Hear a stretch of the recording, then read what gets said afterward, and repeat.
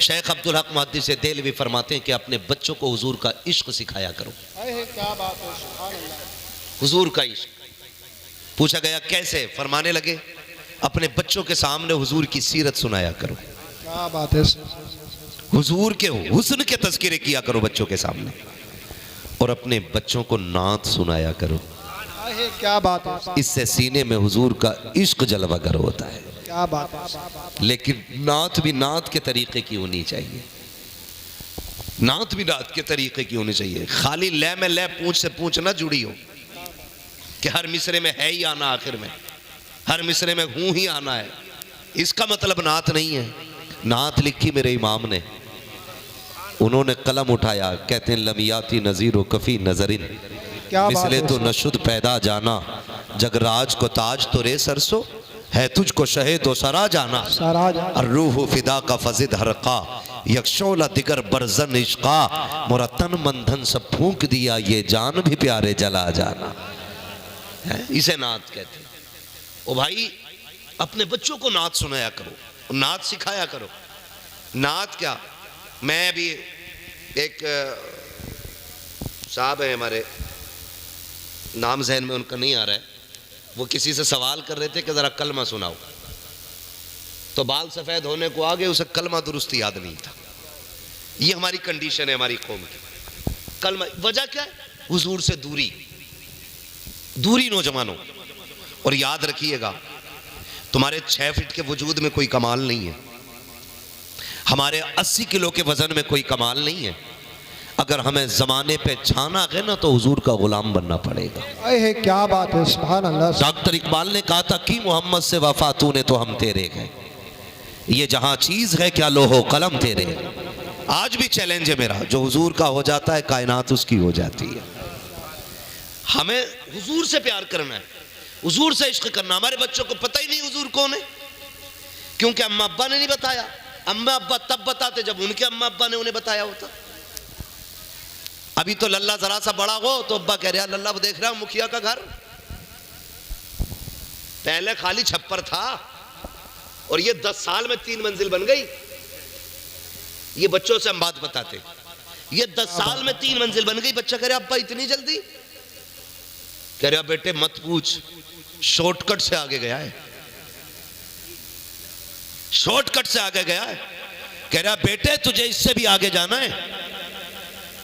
तो जब बच्चों के जहन में यह डाला गया ना कि हवेली मुखिया की हवेली से आला होनी चाहिए, तो उसने ये फैसला कर दिया सबसे बड़ी चीज दुनिया में अमीर होना है, पैसा सबसे बड़ी दौलत है। जब उसने ये फैसला किया फिर वो पैसे की तरफ दौड़ा। उसने ना हराम देखा ना हलाल देखा, ना जायज देखा ना नाजायज देखा, ना हक देखा ना नाहक देखा, दौड़ लगा दी पैसे की तरफ। किसी को सताना पड़ा सताता रहा, किसी को रुलाना पड़ा रुलाता रहा, किसी की जमीन पे कब्जा, किसी के मकान पे कब्जा, ऐसे आगे बढ़ता चला गया। फिर दौलत की भूख ने उसे अपनों से इतना दूर कर दिया कि वो भूल गया है कि किसकी उम्मत में पैदा हुआ है, किसका बंदा है। उसको ये नहीं बताना था कि तुझे मुखिया के बेटों से आगे जाना था, बल्कि उसको ये बताना है बेटे तुझे पता है नबी के एक यार को अबू बकर कहा जाता है, दूसरे यार को उमर कहा जाता है, तीसरे यार को उस्मान कहा जाता है, चौथे यार को अली कहा जाता है। ए बेटे तुझे पता है अबू बकर ने सब कुछ नबी को दे दिया था, तू जानता है बिलाल ने हुजूर के लिए आग पे लेटना गवारा किया, तुझे पता है उनके शहजादों ने दीन के लिए खानदान लौटा दिया। खुदा की कसम खा के कहता हूँ दुआ हो न हो सजदे तुम्हारे आंखों में आंसू आए ना आए, खुदा की कसम अगर इस तरह परवरिश होगी कहने की जरूरत नहीं पड़ेगी, किरदार बता देगा। ये जो गुजर के जा रहा है हुजूर का गुलाम जा रहा है।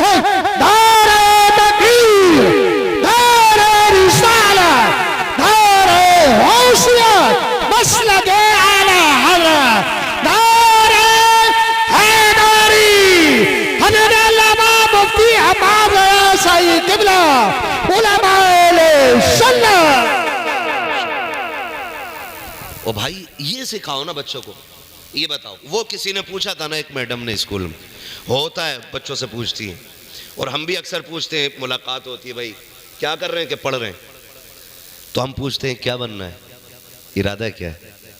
तो एक जहन होता है बच्चे का बचपन से ही, तो वो बताता है, कोई कहता मुझे डॉक्टर बनना है, कोई कहता मुझे इंजीनियर बनना है, वो जो जिसको जो चीज़ अच्छी लगती है ना, बच्चे को जो समझाया जाता। मैडम ने पूछा स्कूल के अंदर बच्चों से, बेटे तुम्हें क्या बनना है? एक बच्चे ने कहा डॉक्टर बनना है, दूसरे ने कहा इंजीनियर बनना है, तीसरे ने अपनी बात कही, चौथे ने अपनी बात कही। लेकिन जब एक बच्चे के पास मैडम पहुंची, उसने पूछा तुम्हें क्या बनना है? बच्चे ने कहा मुझे हुजूर का सहाबी बनना है, मुझे हुजूर का सहाबी बनना है। तो मैडम हैरत में पड़ गई, कहने लगी बेटे, करीब आई, कहने लगी मेरे लाल जानते हो सहाबी किसे कहते? बच्चे ने कहा ये तो नहीं जानता हूं किसे कहते, लेकिन मुझे बनना हुजूर का सहाबी है। उसने कहा बेटे सहाबी उसको कहते हैं कि जिसने ईमान की हालत में हुजूर को देखा हो और ईमान पे दुनिया से गया हो। हाँ, उसने कहा तुम क्यों सहाबी बनना चाहते हो? उसने कहा जब मैं सोता हूं ना, तो रोजाना मेरी माँ मुझे हुजूर के एक सहाबी का किस्सा सुनाया करती है, उनकी बातें सुन के मेरा जी चाहता काश मैं भी हुजूर का सहाबी हूं। तो ये जहन बनाया जाता अपने बच्चों का, इस तरह की जहन साजी की जाती है अपने बच्चों की। हमारी कंडीशन क्या? हमारी कंडीशन जानते हैं, 12 साल तक तो अम्मा कहती है अभी तो लल्ला ये बच्चा ही है, 14 साल तक कहती है अरे जब समझदार होगा ठीक हो जाएगा खुद ही। ये हमारा जहन है।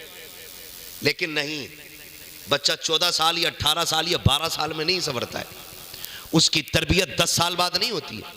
बच्चे की तरबियत का आगाज तभी से हो जाता है जब बच्चा मां के शिकम में होता है। ये जहन में बात रखिए, मैं खाली मूड बनाने नहीं आया, मैं समझाने आया हूं। एक एक बंदा जहन में ये बात रखे।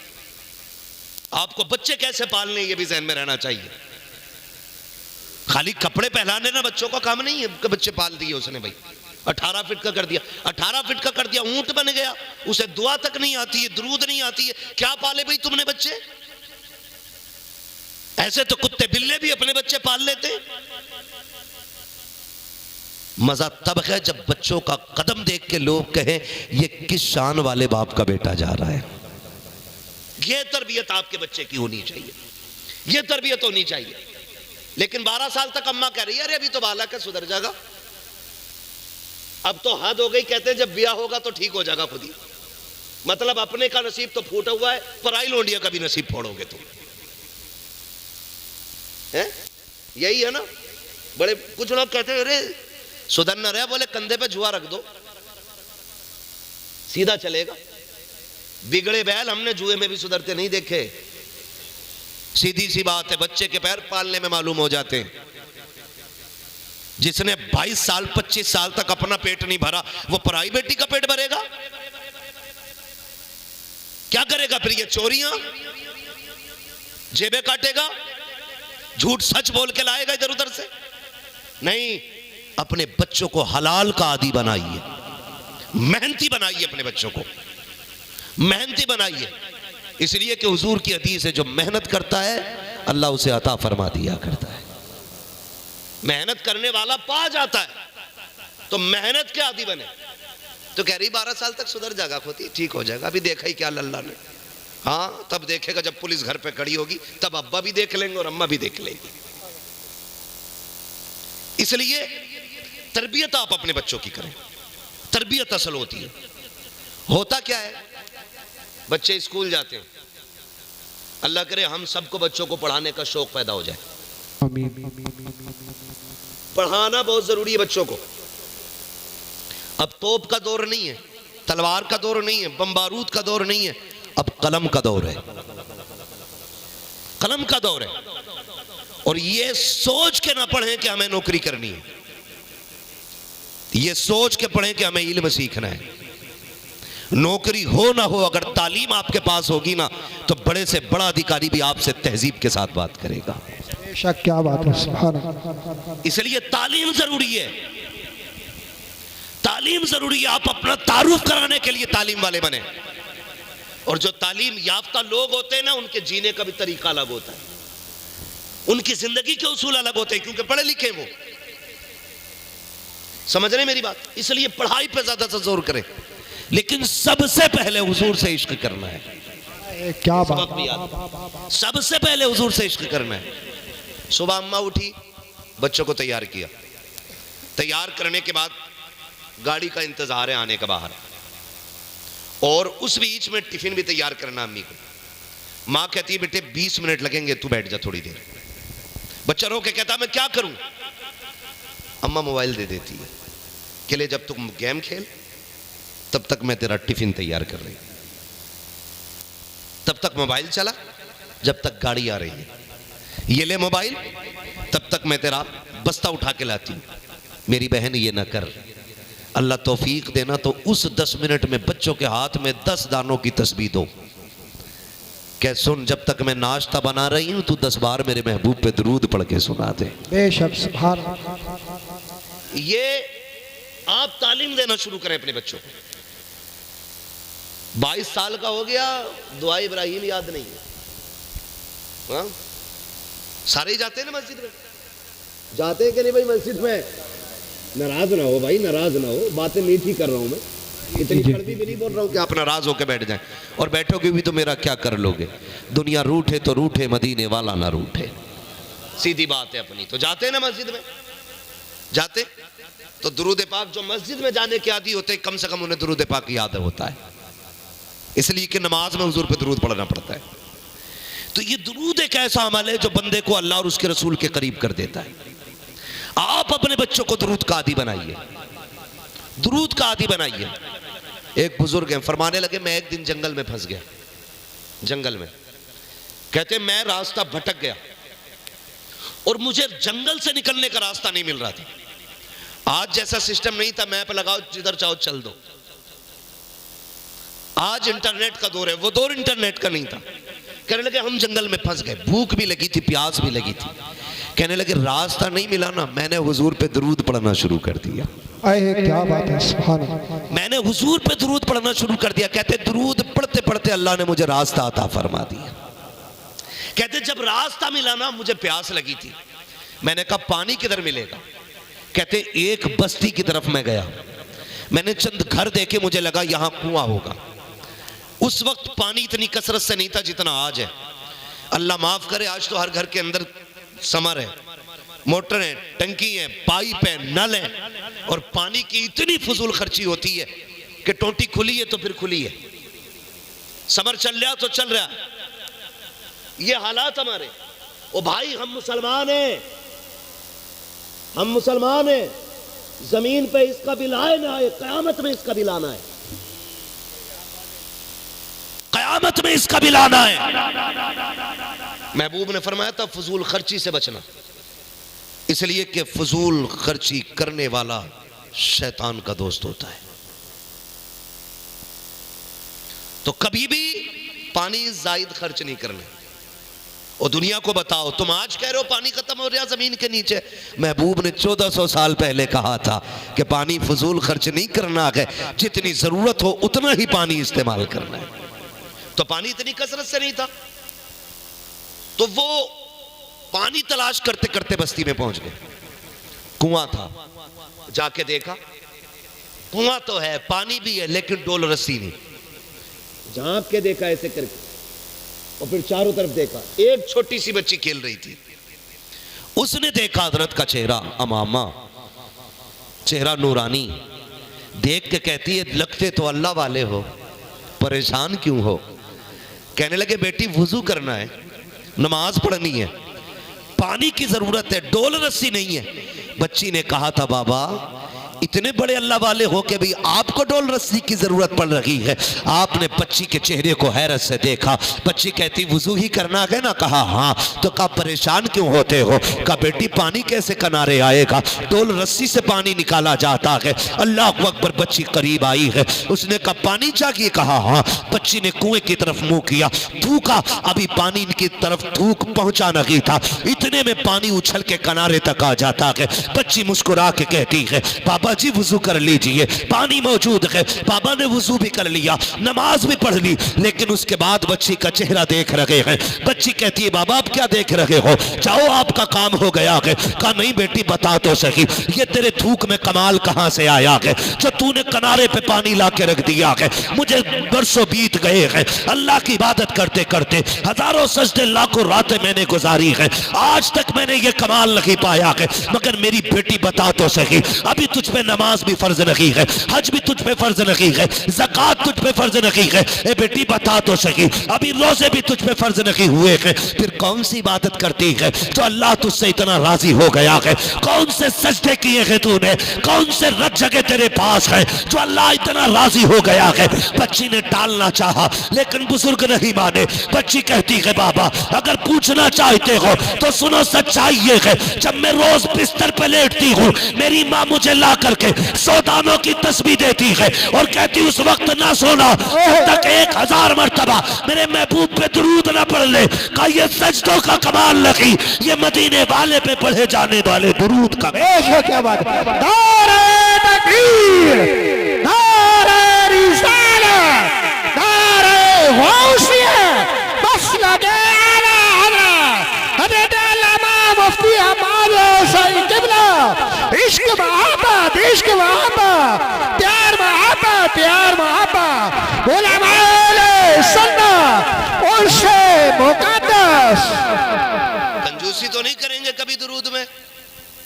अब जिसके सीने में जितने इश्क की शमा तेज जल रही हो, एक बार और उतनी जोर से दुरूद पाक पढ़ लीजिए। अल्लाहुम्मा सल्ली अला सय्यिदिना व शफीइना व नबीना व मौलाना मुहम्मद इम्मादिनिल जुदी वल करम व आलिही व अस्हाबिही व बारिक वसल्लिम सलातों व सलामन अलैका या रसूल अल्लाह सल्लल्लाहु तआला अलैहि वसल्लम। ये मत सोचना तकरीर अब शुरू हो रही है, ऐसा नहीं है। ये मैंने अब आजमाने के लिए आपसे पढ़वाया है, देखें कुछ बदलाव आया कि नहीं। लेकिन उम्मीद है इंशाअल्लाह कभी तो बदलाव आएगा। हाँ, कभी तो बदलाव आना है। और भाई ये बुजुर्गों का अपना उसूल रहा कि वो लोगों को अल्लाह से जोड़ते थे, ये उनकी ज़िंदगी का मयार रहा। पूरी ज़िंदगी वो बंदों को अल्लाह और उसके रसूल से जोड़ने का काम करते थे। यही वजह है कि वो मज़ार के अंदर होते हैं और भीड़ आज भी मज़ार के ऊपर रहा करती है। सुभान अल्लाह। क्यों? क्योंकि उन्होंने अल्लाह की बंदगी की है, उन्होंने हुजूर की गुलामी का हक अदा किया है। ये उनकी ज़िंदगी का मामूल रहा। मैं तो मुबारकबाद पेश करता हूँ कमेटी के तमाम अफराद को और बस्ती वालों को जिन्होंने उर्स के मौके पे हुजूर की महफिल सजाई है। वरना अक्सर क्या होता, ढोल ढमक्कड़ी लगे रहते है ना, ढोल ताशे अक्सर, और चंद बिगड़े हुए लोग आगे गड्डियां रख के बैठ जाते, फिर अपने बाप की जमींदारी में आग लगाते, ऐसे उड़ाते हैं, कहते मौज आ गई। अगले दिन बात हुई, अगले दिन बात होती, अरे फला के बेटे ने यार क्या पैसा लुटाया भाई, क्या लुटाया पैसा फला के बेटे ने यार, रात देखने का मंजर था यार, उससे ऐसा जिगर वाला नहीं देखा। ये जिगर वाला नहीं, ये अय्याश तबीयत बंदा है, ये तमाशाई है। अगर जिगर था ना इसके पास तो हॉस्पिटल जाके किसी गरीब की दवा का बिल पे करके आता। अगर जिगर था ना इसके पास तो मुट्ठी बंद करके किसी गरीब का इलाज करा के आता। अगर ये जिगर वाला था ना तो फिर यहां शेरबाजी पे पैसा न लौटाता, किसी यतीम की गोद में मुट्ठी बंद करके डाल के आ जाता। खुदा की कसम किसी यतीम के घर का चूल्हा चलता, अल्लाह इसके लिए जन्नत की नेमतों का इंतजाम फरमा दे। लेकिन मिजाज ही अलग हो गए हमारे भाई, माफ कीजिएगा, मिजाज इतने सख्त हो गए, कोई मीठा बोलने ही तैयार नहीं। जबानों की शीरी जितनी भी मिठास थी खत्म होती जा रही है। वरना हमारे बुजुर्गों का तरीका यह था, उनसे जो एक बार बात कर लेता था हमेशा उन्हीं के लिए हो जाया करता था। ये हमारे बुजुर्गों का तरीका था। एक बड़े पाए के बुजुर्ग गुजरे, एक शख्स उनके पास आया कहने, और उनका काम क्या था, कपड़े रंगना। क्या काम था? आज जैसा मशीनों का सिस्टम नहीं था, मिट्टी के घड़े होते थे, मिट्टी के घड़े देखे ना, आज भी कहीं कहीं गर्मियों में पानी पिया जाता उनके अंदर, और उसकी मिट्टी के बर्तन की खासियत यह है कि गर्मी जितनी ज्यादा होती पानी उतना ठंडा रखती है मिट्टी। ठीक है जी। तो वो एक घड़े के अंदर ना कलर रखते थे, अलग अलग कलर घड़ों में, पीला कलर, नीला कलर, हरा कलर, गुलाबी कलर। बंदा आया एक बुजुर्ग थे, अल्लाह वाले थे, बाबा जरा कपड़े रंगवाने थे। कहने लगे रंग जाएंगे। 3-4 जोड़ी कपड़े लेके आया। कहने लगे कब मिलेंगे? बोले तुझे कब चाहिए? कहा मुझे तो जल्दी चाहिए। आपने ना सारे कपड़े उठा के ना एक ही घड़े में डाल दिए। काय में? एक ही घड़े में डाल दिए। फकीरों की झोली में अब भी है सब कुछ, मगर चाहिए इनसे लेने का ढंग कुछ। भाई सारे घड़े में डाल दिए। वो उसका मूड खराब हो गया। कहने लगा मैं अलग अलग रंगवाने लाया था, आपने सारे कपड़े एक जगह डाल दिए। मुस्कुरा के कहने लगे यार बताना तुझे कौन सा कलर चाहिए? कहने लगा कपड़ों की तो रेड़ कर दी तुमने, अब क्या कलर रखने हैं? लाओ तो मेरे सारे कपड़े, मुझे पीला कराना, नीला कराना। आप फरमाने लगे बता कैसे रंग का कपड़ा चाहिए था? उसने कहा एक जोड़ी मुझे गुलाबी चाहिए था। उसी में हाथ डाला, गुलाबी कलर का कपड़ा निकाल के दे दिया। कहने लगे अब कैसा चाहिए? कहा एक पीला चाहिए। आपने हाथ उसी में डाला, पीला निकाल के दे दिया। कहा अब कैसा चाहिए? गुलाबी चाहिए। जितने रंग के मांगता रहा आप देते गए। कहने लगे जा गीले नहीं सूखे निकल निकल के आ रहे हैं। कहा तेरा काम हो गया है। उसने कहा काम पूरा नहीं हुआ है। आप कहने लगे कमी क्या रह गई? उसने कहा बाबा खाली कपड़े रंगोगे या दिल भी रंगना है? कहा चाहता क्या है? कहा जी ये करता है जैसे कपड़े रंग में रंगे हैं वैसे दिल को मेरे यार के रंग में रंग दिया। नारे तकबीर, आवाज से आवाज मिलाकर बोलिए नारे तकबीर, नारे रिसालत, नारे गौसियत, मसलके आले हज़रत उर्से मुक़द्दस, दो नौजवान कमेटी हज़रत अल्लामा मुफ्ती हमाद साईं किबला उलमाए सुन्नत। कहा यार के रंग में रंग दिया जाए। और फिर जो रंग चढ़ाया ना यार का, खुदा की कसम निगाहे वली में वो तासीर देखी बदलती हजारों की, बदलती हजारों की तकदीर देखी। और यार का रंग भी अलग होता है, रंग भी अलग होता है यार का। ये हर किसी को नहीं चढ़ता, और जब चढ़ जाता है तो फिर उतरता नहीं है, फिर उतरता ही नहीं है। जिसे चढ़ जाता है फिर रंग नहीं उतरता है। अल्लाह वालों की अपनी बातें होती हैं, अल्लाह वालों के अपने रंग होते। आज मिठास नहीं जबान में, आज मिठास नहीं। नूरी साहब बैठे हुए, मुझे एक बात सरकार मुफ्ती आजम हिंद की याद आ गई। सरकार मुफ्ती आजम हिंद अलैहि रहमत व रिजवान जब वुजू फरमाया करते थे ना, तो एक गैर मुस्लिम का मकान आपके मोहल्ले में था।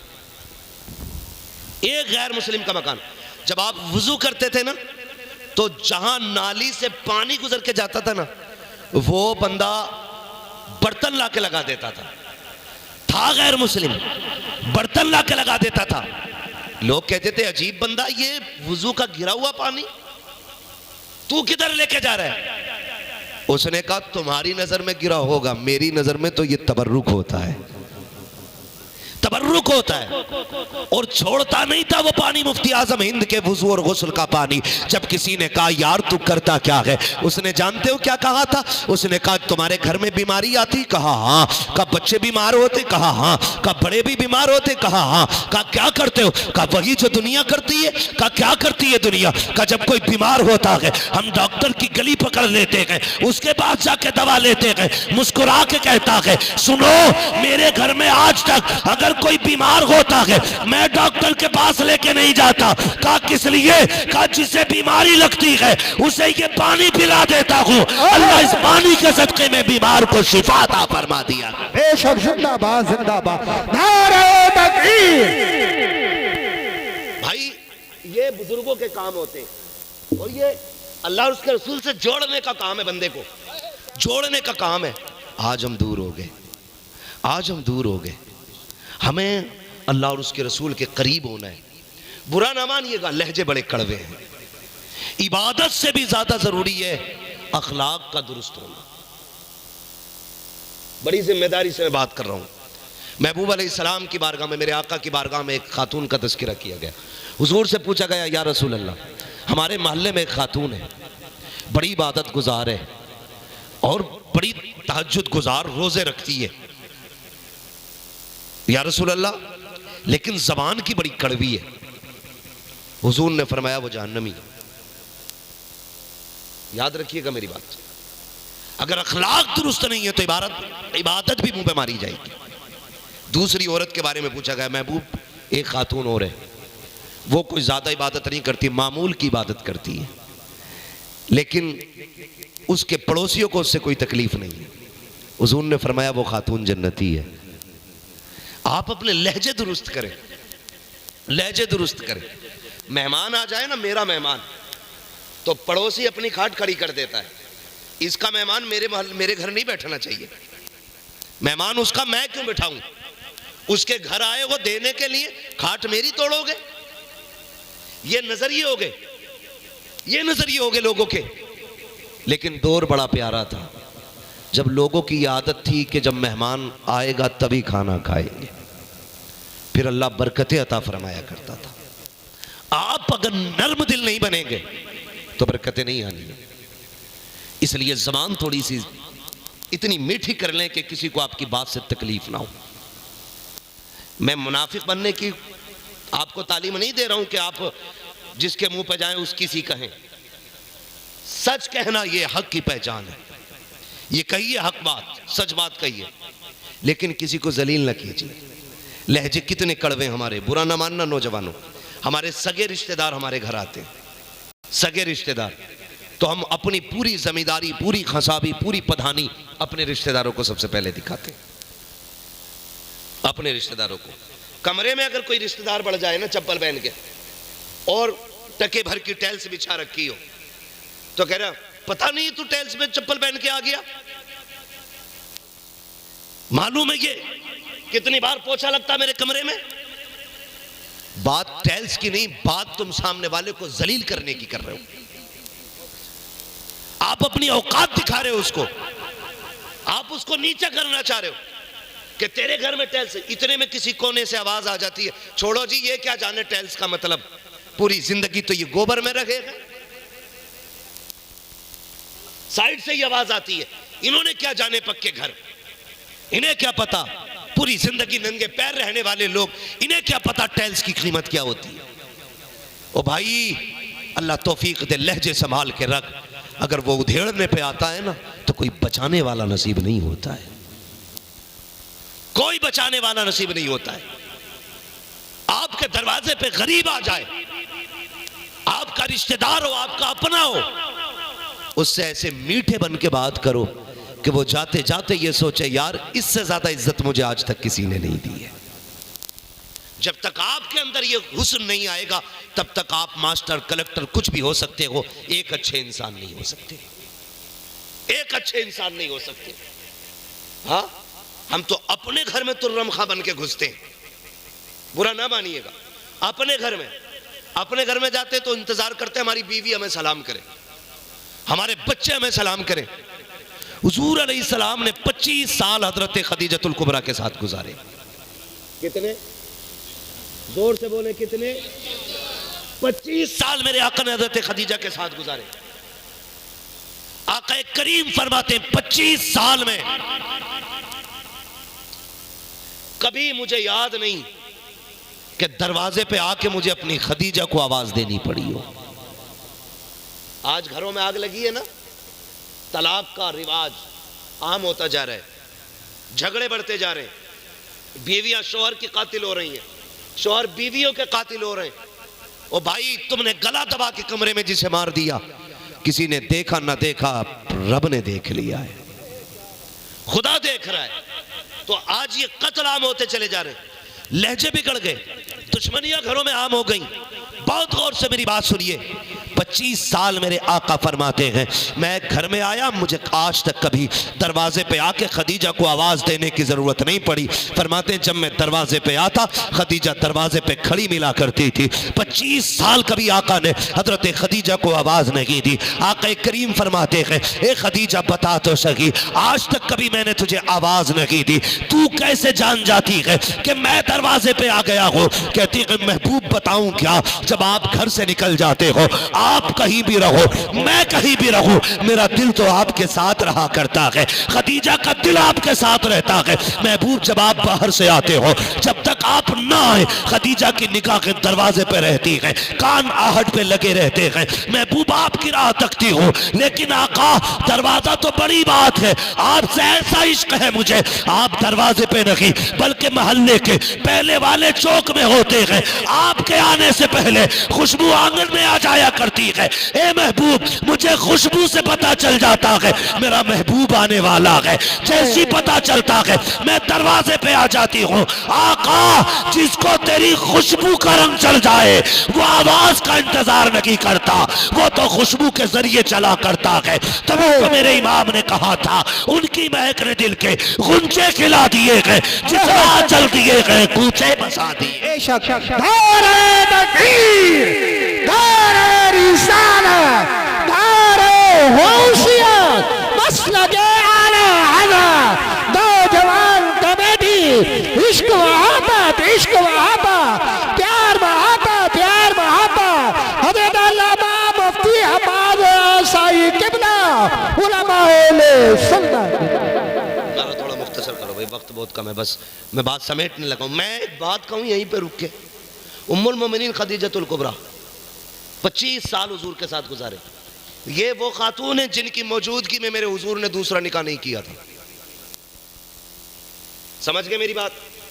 हुजूर ने इनकी मौजूदगी में दूसरा निकाह नहीं फरमाया था। 25 साल तक हजरत खदीजतुल कुबरा के साथ गुजारे, 25 साल। और फरमाबरदारी खुदा की कसम कुर्बान जाओ, क्या कोई बेटी किसी की जहेज में लेके आएगी?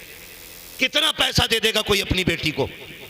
जानते हो जिस दिन हजरत खदीजतुल कुबरा का मेरे हुजूर से निकाह हुआ था ना, और हुजूर कमरे के अंदर आ रहे थे, हजरत खदीजतुल कुबरा ने कहा था महबूब 2 मिनट रुकने की तकलीफ करें। हुजूर रुक गए।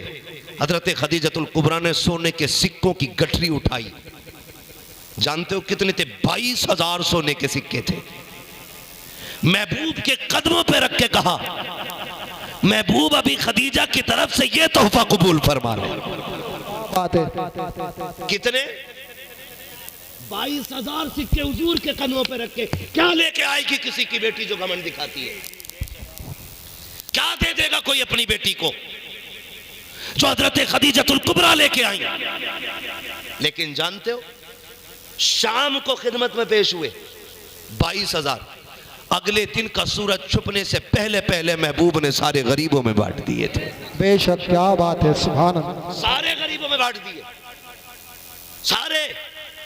हजरत खदीजतुल कुबरा हुजूर अलैहिस्सलाम की प्यारी ज़ौजा, आका करीम एक दिन बाहर से तशरीफ लाए। हजरत खदीजा के दरवाजे पे 5 ऊंट बंधे थे। कितने? जोर से कितने? सुन रहे ना नौजवान? थके तो नहीं अभी? अल्लाह आज की रात के सदके, हुजूर के अज़वाज के सदके हम सब की मग़फ़िरत फरमा दे। 5 ऊंट बंधे दरवाजे पे। घर में आए, महबूब की आंख में आंसू। हजरत खदीजतुल कुबरा ने महबूब की बेकरारी देखी। आका क्या बात है, बेकरार है? हुजूर फरमाते खदीजा सुनो। महबूब हुक्म फरमाए। फरमाते हैं खदीजा अगर दौलत में से और मुझ में से किसी एक को चुनना पड़े तो किसे चुनोगी? किसे चुनोगी? तो रो के कहती महबूब मैं तो जिंदगी तेरे कदमों पर कुर्बान कर चुकी हूं। क्या सवाल की वजह? फरमाया खदीजा आज तेरे दरवाजे पे मैंने 5 ऊंट देखे। किसके? कहा मेरे। कहा मेरी खदीजा के पास 5 ऊंट? मेरी खदीजा के पास 5 ऊंट? इतना कहना था, आपने गुलाम को हुक्म दिया गुलाम जल्दी कर 5 ऊंट खोल दे, और फरमाया उनकी रस्सी उनकी कमर पर डाल दे। छोड़ दे, जहां चाहे चले जाएं। ऊंट चले गए, 5 ऊंट खोल दिए, कोई आम बात ना थी। आज के हिसाब से 5 ट्रक की कीमत के 5 ऊंट थे।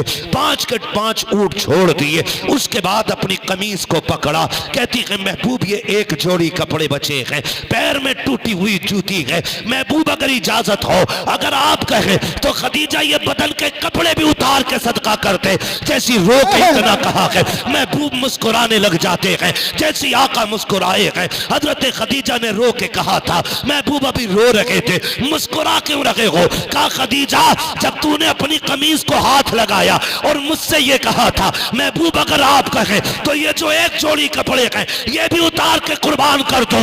इतने में जिब्रील आया है और उसने कहा है महबूब खदीजा से कह दो रब ने तेरी खदीजा को आसमानों से सलाम भेज दिया। नारे तकबीर, नारे रिसाला, हज़रत अल्लामा मुफ्ती हमारे ऐसाई किबला जिंदाबाद जिंदाबाद। क्या करेंगे हम आज आखिरत के लिए? क्या तैयारी है हमारे पास? क्या किया हमने? खुदा की कसम कुछ भी हमारे पास नहीं है, कुछ भी हमारे पास नहीं है। और जो इतराते ना और जो शान समझते हैं कि मर जाएंगे काम बन जाएगा, ओ भाई तू कितना बड़ा अल्लामा हो जा, आज के दौर में इमाम अहमद रजा से बड़ा अल्लामा नहीं हो सकता है, क्या बात है, उससे बड़ा मुत्तकी नहीं हो सकता है।